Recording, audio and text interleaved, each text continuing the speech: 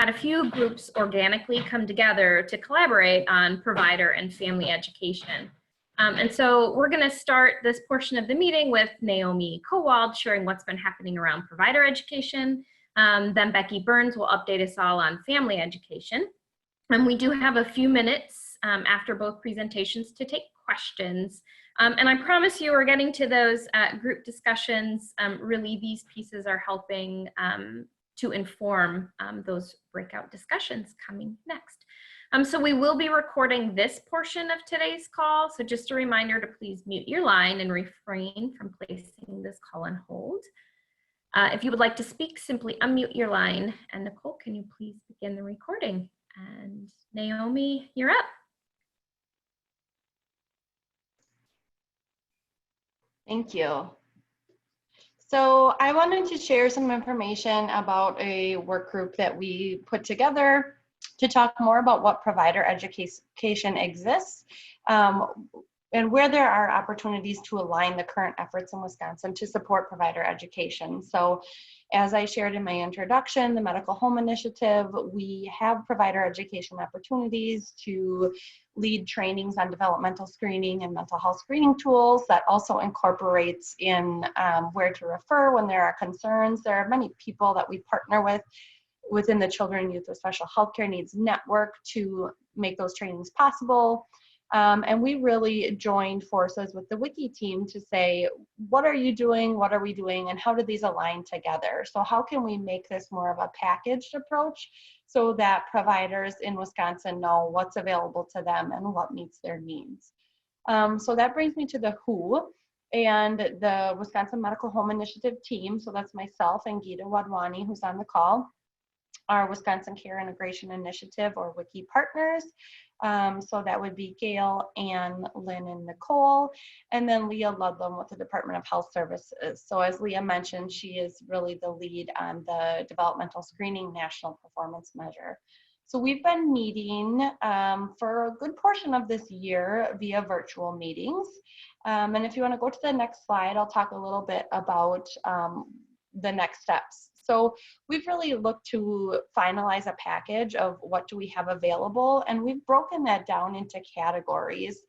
So I just want to pull my notes up here. So we've really explored what's available as far as CME opportunities, continuing medical education, MOC Part 2 and Part 4 opportunities, and other continuing education credits. We've used a format from the Institute of Medicine, learning method stages, and we've really broken that down into the different categories to help us determine how these all fit together.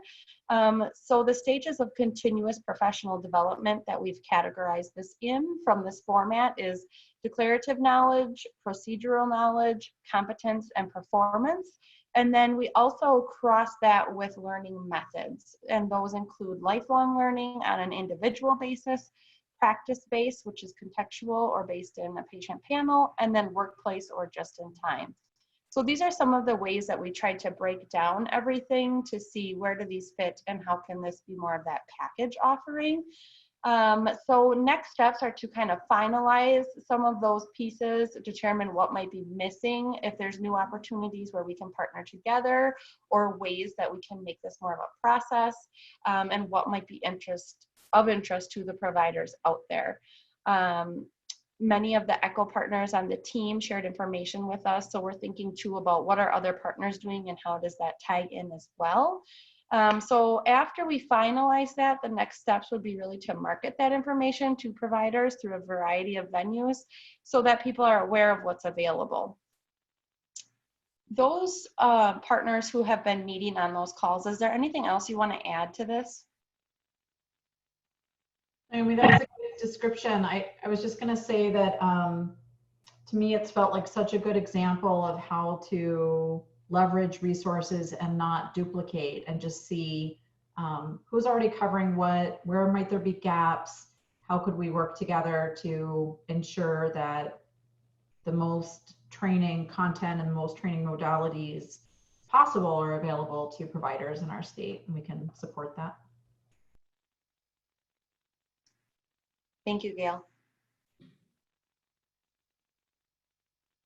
If there's no comments from anyone else on the team, did you want to do questions after each section or move to the next section and do questions at the end? Let's just move to Becky and then we'll do questions right at the end. Thank you, Naomi. Okay. Thank you. So there's been a team working on some family education work, several goals that we've had in mind.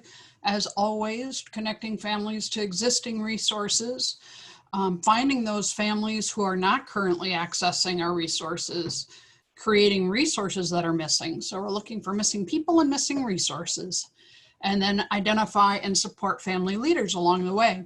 And the team that's been working on these goals are primarily the Wiki grant staff and CYSHCN staff. So along with the Wiki team, we've got myself with CYSHCN, Barbara Katz and Bridget Frank with Family Voices, and Lisette, who's on this call right now from Well Badger Resource Center. Next slide. So far, and this has only been, several months, but we have connected with a company called Equity by Design, who are going to help us in that goal of identifying families that we're currently missing. We have been successful in identifying one new family leader for Wiki through the CYSHCN monthly correspondence with our full network, which was great. And we created a curriculum. So we've got a new curriculum out there.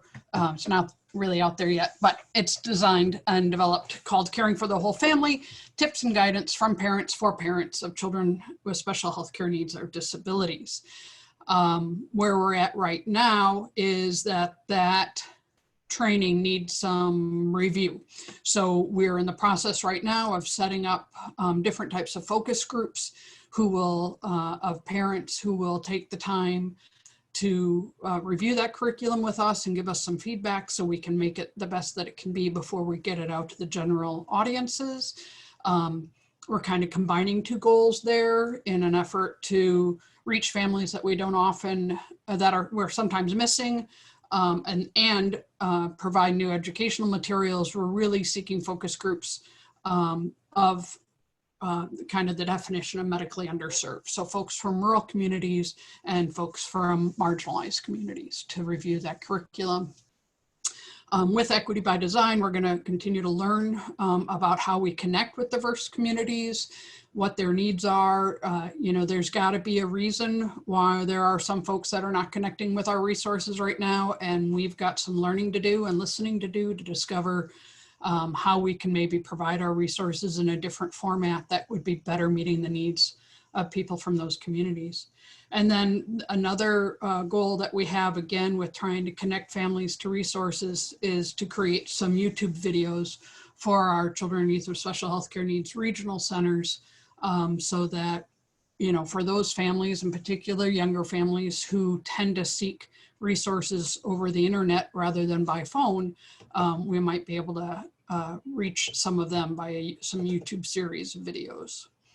So that was it in a really quick nutshell. So if there are any questions for Naomi or I, feel free to pop them out there.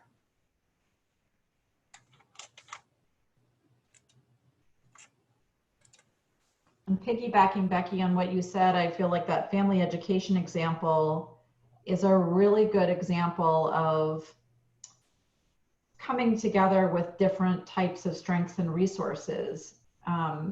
The regional centers, Family Voices, and Well Badger all engage very robustly in family outreach and education. Well Badger more in outreach than, and you've got the network and the systems for getting the content out there. The Wiki project doesn't have that as much, but had a focus from the funders on helping the families who've been left behind. And we have technical assistance for that. We have funding for that.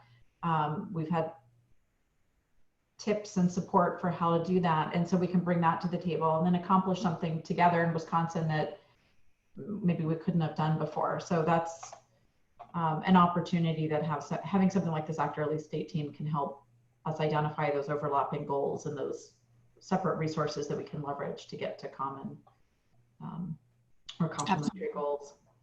Absolutely, couldn't agree more.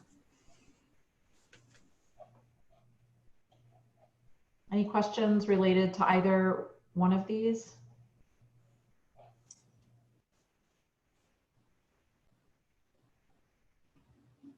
All right, thank you, Naomi and Becky, for those updates. And Nicole, you can stop the recording, please. Just so you know, we will not